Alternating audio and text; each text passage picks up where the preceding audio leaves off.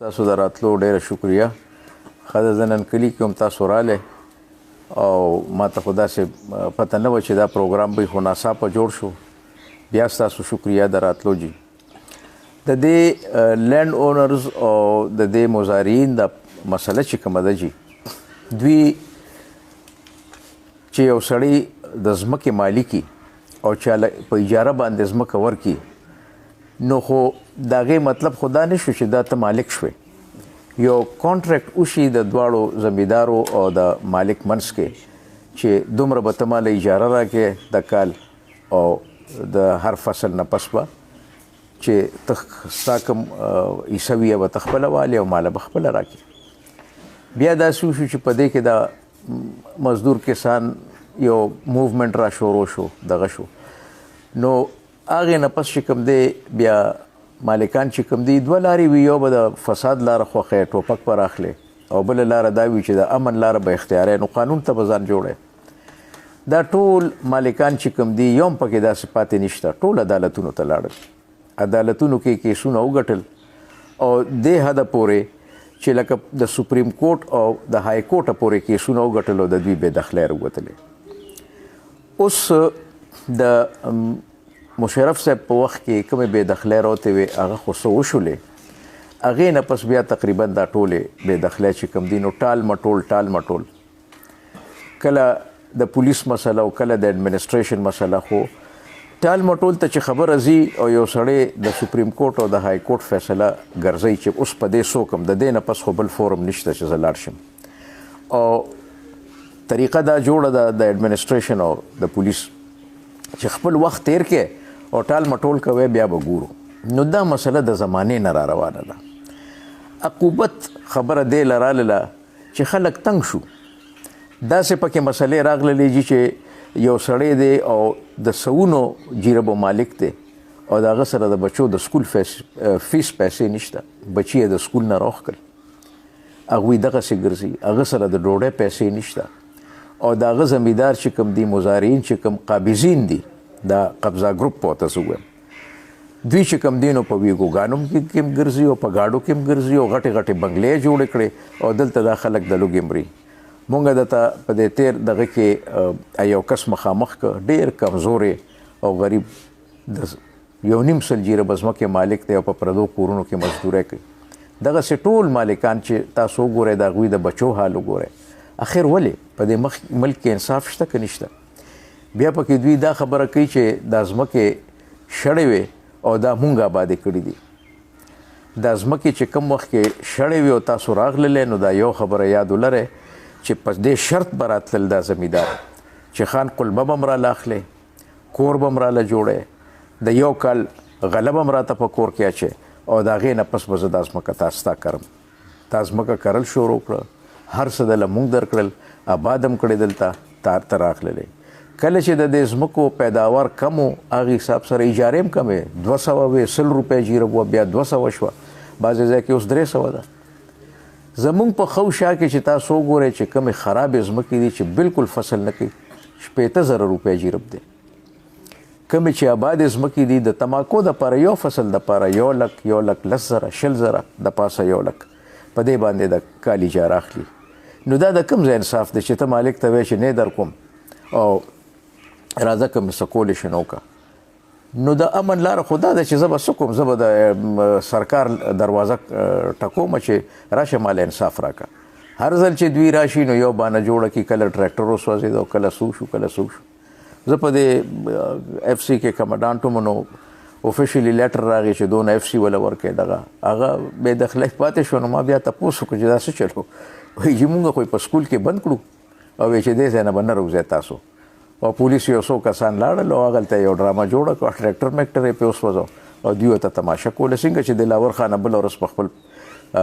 تقریر کې ویلي چې راغللو ښه په ارام یو څو زنانه راللې او ټریکټر یې وسوځو، مونږ هم پولیس وی چې تاسو به هم نه ورځئ او مونږ به هم نه ورځو. بیا خوراکونه او کوکونه راغلل فورن، ما خو چا نور راوړې خو دوی راوړو، یعنې دا مخکې نه پري پلانډ و. زما اوس دا بې دخلي چې کومه راوتې وجي د دې دغه صرف کورونه دي، زما د ځمکې بې دخلي شوې ده. هغې کې 15 ځله په دې دور کې دا بې دخلي پاتې شو. پولیس راشي د اخیری ځل باندې خو یې دغه م راغوښتله ځان سره یې آرمي م راغوښتله هغوی هم په موقع ولاړو د زمیندارو دا کم کسان چې دا کوټه کې دي کور یې خالی کړی کډه یې موړلې وه هر څه کړي او د شپې ډي ایس پي صاحب راپاسېد او نفري ټوله واپس کړه چې د بیا د سپیشل برانچ یو دوه کسانو یو خو حاضر سروس دی نو چې جي دی نه به فساد جوړ شي دا به شي څه فساد به جوړ شي سړي د سره په کور کې شته نو ته ورشه او تاله ورته ووایه ما نه دستخط واله زه به یې دله درکړم ډي ایس پي نه دا تپوس کول غواړي چې دا رپورټ جوړ شوی د چا په حجره کې و هغه د شپې لاړو وایي چې دا بې دخلي پاتې کړی دې کې ټولو کې سیاست دی که سیاست پکې نه نو اسم پکې نشته دا ډرامې چې د فیاض کوي او د امجد کوي نو دې کې څه دي خو خپله لیډري چمکاوي ریسنټ چې دا کومه واقعه شوې ده په دې باندې د دواړو اړخونه هغوی پې هلته احتجاج کړو بیا ستاسو د طرف نه پکې یو خبره اتره راغله نو که دغه مراتب ووایي چې یاره د دې بیکګراونډ څه دی د دې بیکګراونډ دا دی چې د خپلو کې د دوی تنازع ده د نیکه د نوسو په دې جایداد باندې بیا مطلب دا دی چې چا د اسحاق خان چې کوم دی دوی د ځمکه یو کس له ورکړې وه چې مال یې خرڅه کړه او خپل کمیشن اخله هغوی ته پیسې مو خوړې کمیشن یې نه ورکو بیا پکې فیاض را مخکې شو فیاض سالار چې ځان ته وایي او امجد 13 لکه روپۍ یو واغېشتې 15 لکه روپۍ پکې بلې واغېشتلې نو بیا د دې ټولې ډرامې دا کړی تاسو وګورئ که نه چې راغې او یکدم یې یو تماشه جوړه کړله او په دې بېګناه خلکو یې ورواړوله مونږ دې کې شفاف تفتیش غواړو او خو زمونږ د دې تنګي په ډي ایس پي او د ده په عملې باندې زمونږ بالکل یقین نشته مونږ وایو چې دا هلکان که په موقع باندې موجود وو فبها مونږ هر څه منو یو کسان دي هغه په های کورټ کې تاریخ دی او ولاړ دي او ته وایې چې دا په موقع راغلي دا دوی کړي دي یو کس د په ډزو کې د لګېدلی دی د هغه د ملا د هډوکې چې کوم دی لګېدلی دی هغه غریب خو په کټ پروت دی خو د ګرځېدو هم نه د سهارې نه بغیر ګرځېدی نه شي هغه هم پکې چارج کړی دی چې دی ولاړو خو دا وروستو چې دا کومې واقعې وشولې نو د دې په شا مونږ چې وایو دا هماغه پیسې دي که نه چې هغه کوم ځان ښیي ته دغه ځمکه اوسګاره که د ماجرو نه د ماجرو کیمپ ته پې دې کې به پلاټینګ کوو نو مونږ تپوس کوو د پولیس نه چې لکه تاسو دغه کسانو باندې چاپي ووالې بیا هم په بل کور ووالې بیا په بل کور څلور ځله تا یو کور باندې چاپه ووالې او بیا په کیمپ باندې ورلې او هغه خلک دی په مخه واغېشتل نو څه دپاره خو دغه هغه ډرامه وه چې دا ځای به پې خالي کوی او دا به مونږ له راکوی دې کې کو شفاف تفتیش وشو نو انشاءالله رحمان چې دا کوم پکې مشري کوي او نیغ کېږي دا شی به هم په دوی باندې تین کېږي که دوی یې نشي کولی کرایمز برانچ ته دی حواله کړي که دغه نه جوډیشل انکوایري دی پکې وشي مونږ نه تښتو د میدان نه کم کړي تیار یو که لکه دی دا چا باندې چې دعوه ده که دوی کړي هغوی وایي مونږ تیار یو عدالتونو فیصلې خلکو سره دي او ولې نه امپلیمنټ کېږي جی د قانون کتاب دی چې دې قانون کې زور خو دا قانون دی که دې کې زور نه نو خو یو کتاب دی په یو ګوټ کې پروت دی مونږ دا تپوس کوو چې صاحب دا مسلې چې کومې دي دا د دې نه بره حکومت نه دی خبر ما تیر دغه کې مو وی چې نه ته وزیر اعظم خبر دی نه ته صدر خبر دی نه ته وزیر اعلی خبر دی نه ته گورنر خبر دی دا ټوله ډرامه دا لوکل افسران چې کوم ځای کې په دې تحصیل لیول باندې دي د دوی نه روانه ده دوی یې نه کوي عدالت فیصلې ورکوټې عدالتونه پرېږده د های کورټ او د سپریم کورټ فیصلې را سره دي څه پې وکړو غاړه کې بس اخري دا پاتې دی چې غاړه کې واچو بیا ګرځو چې یاره جي دا فیصلې دي د عدالت او په دې موږ څه نو دا چې نه امپلیمنټ کېږي نو صرف دې دپاره چې دا کم افسران دلته راشي نااهله افسران دي او هغوی وایي چې خپل وخت یې روا بس کو ملک روانېږي او کو ودانېږي خو زما کرسۍ ته د خیري چې زه په آرام ناستم زما د دې ځمکې بې دخلي وشوه بیا دوی ما لرالل او چې جي یو کوټه وه هغه مو بې دخلی کې خالي شوه دوی سوال وکړه چې یاره جي مونږ شپې ته پرېږده یخني ده مونږ ورته یې ښه شپه تېره کوئ سهار به یې درته خالي کړم بیا چې سهار شو بیا نه خالي کوله مجبوراً زه پې بیا عدالت ته لاړم په کومه ورځ چې زمونږ بې دخلي وه نو د هغې نه یو ورځ مخکې دوی رالل په جرګه او وی چې جي دغه چې کوم دی مونږ دا مسله په جرګه حل کوو ما ډېره ښه ده ځو میدان نه خو مونږ نه تښتو د ځمکې بې دخلي زما شوې ده او دا کوټې چې کومې دي دا پاتې دي بالکل چې خبره کوي ما ولا واک ورکړ حالانکه نو پکار دا دی چې دا سړی لږ شک کوي په نورو باندې چې دوی به څه فیصله کوي خو بهرحال ما ورور مې توکل په الله که موږ ولا واک ورکړ د دې کې د ټولو پاټو مشرانو د دې قبضه ګروپ کسان پکې وو د مزدور کسان پارټۍ مشران پکې وو دوی ټول کېناستل خپله ډډې ته شو فیصله وکړله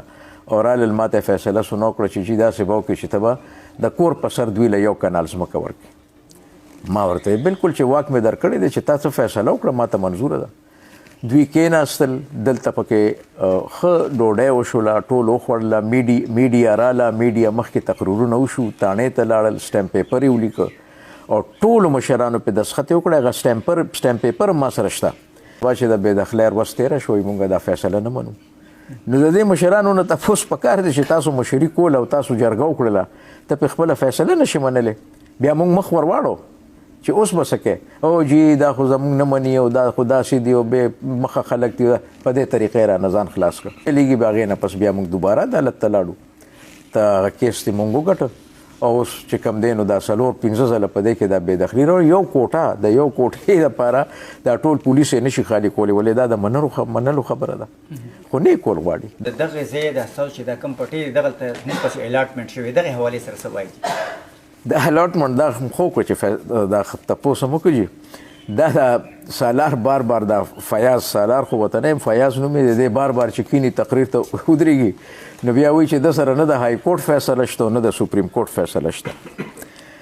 دا داسې چل شوی چې جی کله لینډ ریفارمز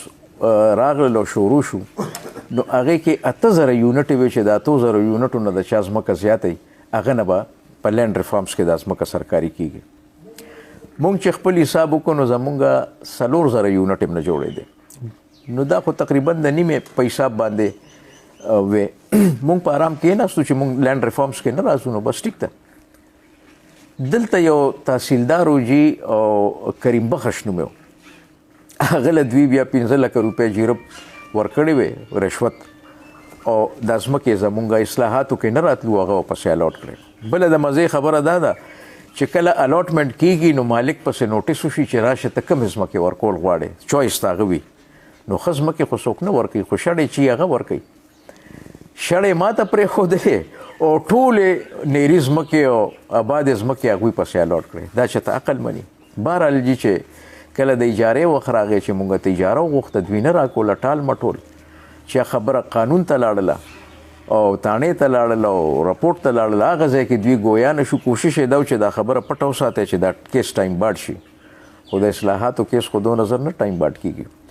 بهرحال هغې نه پس دوی هغلته ګویا نه شو چې دا ځمکې خو مونږ پسې الاټ شوي دي په هغې مونږ کوټ ته لاړلو لاندې نه شروع شو فیډرل لینډ کمیشن ته دا کیس ورسېد د فیډرل لینډ کمیشن فیصله به زه تاسو له درکم تصویر ته واخلئ او د ټولې دنیا ته وښایئ هلته د دا کیس مونږ وګټو او په هغې کې واضح لیکلي دي چې دا چې کومه دا صریحاً زیاتې شوې دی دوی د سره اصلاحاتو کې نه راتلل او دا ځمکه چې کومه ده دا د فوراً دوی ته واپس شي که د ګاڼه کړي وي که د خرڅه کړي وي که د پکې څه نور څه آبادي کړي وي د زمیندار سردردی دی مالک ته به موقع خپله ځمکه واپس کړي په هغې باندې زموږ د ټولو دا یو کیس و د واوا خان دي زموږ د ټولو په هغې فیصلې باندې دوی د هغې خلاف های کورټ ته لاړل های کورټ چې فیصله وکتله او دا ټول کیس یې ووې نو په لیمینې کې وله خارجه کړه په کچه کې چې دا کومه خبره ده په دې کیس کې نه څه شته تاسو راځئ او د عدالتونو وخت ضایع کوئ او یا تحصیلدار څه شو خو ګرا مخامخ کې د هغې نه یو ورځ مخکې مړ شوی نه خو بچ شو دوی د هغې خلاف لاړل سپریم کورټ ته سپریم کورټ ولا په لیمینې کې خارجه کړه او په آخري جمله کې ورته دا ولیکل چې لیو ټو اپیل ریفیوزډ په دې کیس کې د دې نه پس نن نه پس دوی په دې کې اپیل هم نشي کولی نو دا دې څنګه وایي چې ما سره د های کورټ فیصله نشته او د سپریم کورټ نشته ما سره د فیډرل لینډ کمیشن فیصله هم ده د های کورټ هم ده د سپریم کورټ هم ده د سپریم کورټ په فیصله باندې بیا د انتقالونه مات شو دا موږ پسې شو د هغې نه پس بیا په 2002 کې دا بېدخلي وشوله دا ځمکه موږ له راغلله واپس داسې یو مشترکه جرګه نشي جوړېدلی چې په هغه کې د محمد زید د طرف نه هم خلک وي او په هغه کې د هغې سایډ نه هم خلک وي او دا دوی یو خبره اتره په دې ټولو کیسونو کې وکړي په دواړو سترګو جي مونږ خو فساد نه غواړو کو لکه فساد هم غوښتې نو جي هغه سات سره به مونږ مسله جوړه کړې وه جګړې ته به مو ښکله یو پرم نه سړی چې کوم دی هغه خو د قانون لاره اختیاروي مونږ خو ټول عمر دا تقریبا 50-60 کاله وشو چا سره جګړه وکړله ټول خلک عدالتونو ته لاړل تر سپریم کورټ دا فیصله په دوی په حق کې فیصله وشوې هغه فیصلې لاسو کې ګرځي او کله په پولیس پسې ځي او کله په اډمنسټریشن پسې ځي او هغوی به ته ټال مټول کوي نو مسله دغه ځای کې ده که جرګه پکې جوړیږي خبرې پکې کوي خو چې داسې یو سړی وي چې هغه د انصاف خبره کوي ولې نه په دواړو سترګو خو که یو سړی په دې نیت راغلی چې ځان ته به ترخزه وو او دا قیصه به روانه وو اوږده ووی نو جرګې خو په دې کې دومره ډېرې وشولې جي او د هغې جرګې اډو سر نه روځي سیاسي انوالومنټ په دې کې جي نشي کړی دی چې لکه د دې ځای کې ایم پی ایز وي ایم این ایز وي یا داسې نور خلک وي سیاسي خلک هغوی پکې څه کردار نشي ادا کولی شي جی زه د ټولو خبره نه کوم هر سړي خبره نه کوم خو بعضې خلک ایم پی ایګان صاحبان به یې سیاسیان به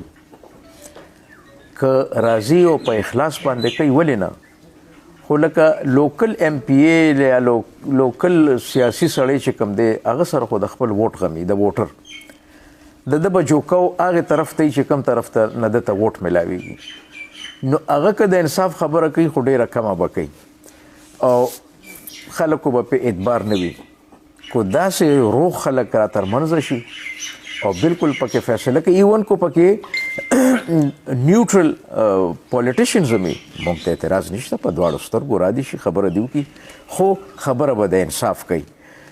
اوس جی تاسو ته څنګه مو وایي چې د کمزورې ځمکې اجاره څومره ده په دې علاقه کې دي وګورئ د خلکو نه دې تپوس وکړي ابادې ځمکې چې کومې دي چې د هغوی څومره اجاره ده څه دغه د هغې دې تپوس وکړي جرګه کې بیا خبر خلک لوړه جوړې ته راکاږي نو مسله حل کړي او خبره جوړه کړي او دا ورورولي ده دا به بیا قایموي که ورورولي قایموي او په دې علاقه کې امن او خلک په خوشحالۍ باندې یو بل سره اوسي غم ښادۍ کوي په یو سړي تکلیف راشي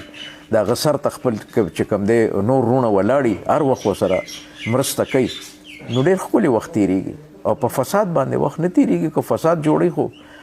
فساد کې د هېچا ګټه نشته د دواړو طرفو تاوان